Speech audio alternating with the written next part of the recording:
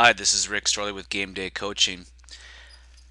As we look at closing more sales and maximizing our profits, it's important to understand how our sales process needs to change from the beginning and not only at the close at the end. Now, I get builders that call me and they say, well, Rick, my salespeople need more help closing the sale. My first question is always the same. It's always, well, do they know how to open? Because you see, if you're going to close today, you've got to set it up. Just like if you're like to golf, of course, that putt gets a lot easier if you've got a great drive and an approach shot. So let's take a look at the final part of the closing process here and how we set that up. Well, we've talked a lot about one-step versus multi-step marketing.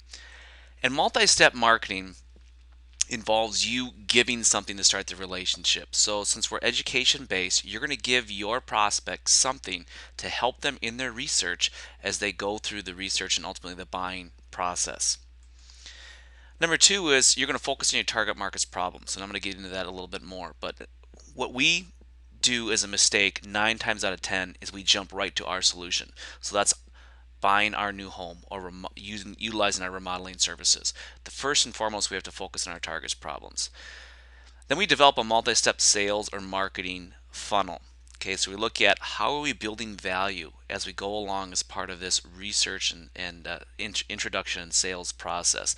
We can't close unless some certain criteria have been met. And then finally, the focus has got to be on developing a strong relationship before the sale is made. So yes, sales is very much relationship oriented today, but having that relationship developed during the sales process and not waiting until after the sale's been made is so imperative today. So once we've done all these things, what we're trying to set up is a database, and we are going to sell from a position to this database. Let's take a look at how that works. First and foremost, we're attracting leads interested in our unique offering. And that's what the position selling means. It means we've taken a position in the marketplace, a niche position, and now we're attracting people that are interested in that niche position. In other words, we create the perception that we do something better than anyone else through differentiation. Next is building that database of 1,000 leads or that tribe. Then we're converting a high percentage of those people to sales.